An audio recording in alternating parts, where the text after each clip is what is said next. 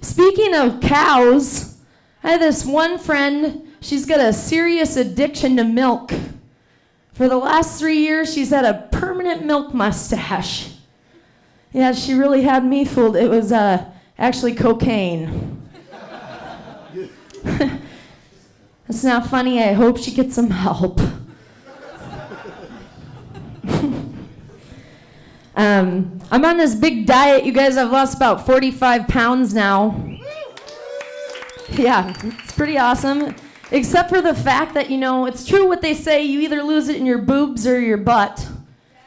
For me, of course, it was the boobs because there's nothing back there, guys. Sometimes I look in the mirror just to check.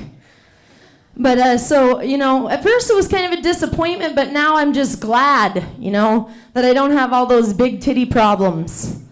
That from now on I won't have to walk like sideways in through the doorway so my nipple doesn't get caught in the door jamb. Like the worst thing that ever happened because of the size of my breasts was while I was at work and I was giving this 83-year-old man a sponge bath. And all of a sudden, one of my bra straps just snapped. So now I've got one boob at my belly button, and the other one kind of up here where it's supposed to be, And I've got his balls in my hand shellacking him. It wouldn't have been that big of a deal, but he used to call my breasts the mountains.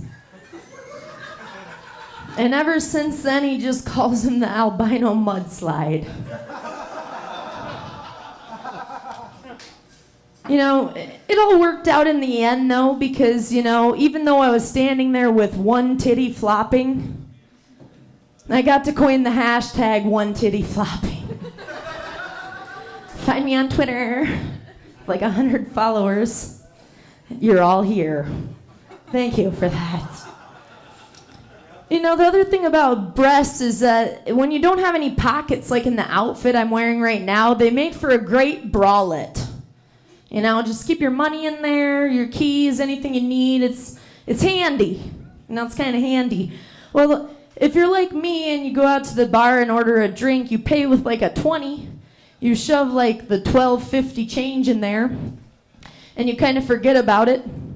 Until you go home and drunkenly decide to have sex with your husband. And as soon as you take your clothes off, bam! Money just starts flying everywhere. It's basically his favorite thing about me, it's like a Kama Sutra payday. Yeah, we call it the reverse stripper. Yeah, I take my clothes off, and he gets paid. I know, it doesn't make any sense to me either. But, it's been good because we put a piggy bank right beside the bed. And he just shoves all the money in there, and we were able to actually take our first vacation as a married couple, you guys. Yeah, absolutely. It was a great time. We went all the way to Cedar Rapids. We toured every single free museum. And then we had an extremely fancy, delicious dinner at the most famous restaurant in Cedar Rapids, that Taco Bell where they sell the meth. And that place kind of got a bad rap on Yelp or, online, and I just think that's a bunch of crap.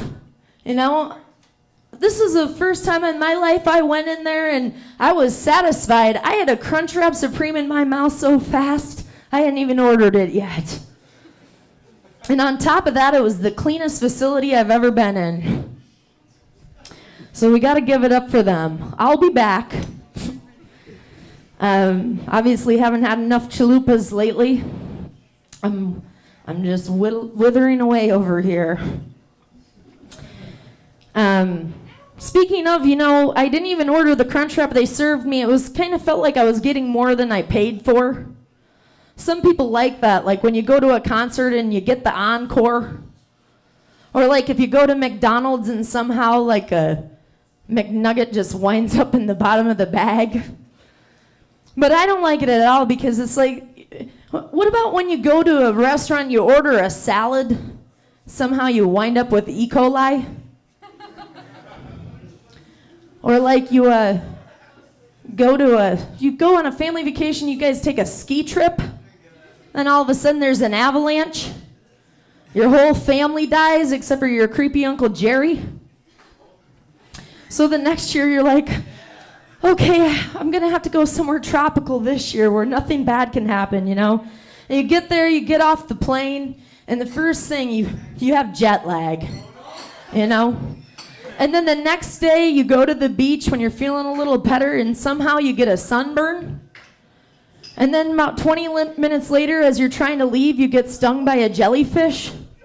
And the only member of your family left to pee on your wound is your creepy Uncle Jerry. And you end up paying for years and years of therapy. The worst is, though, when you buy the box of condoms and you use them, but you still knock her up. Or like if you go to the gym, you get a gym membership, you try and change your life, and you wind up with jock itch. I don't like it. I don't like getting more than I paid for at all. I've got one more great debate for you guys. I'm going to leave you on this one. Does anybody in here understand why it takes a woman about 5 minutes to take a poop, but it takes a man between 20 and 45?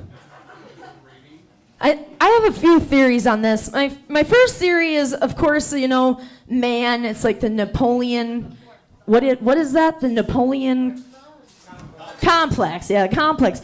So basically the guys are like fighting to see who can get out of the most work. Let me just take this huge poop and see how much work I can avoid.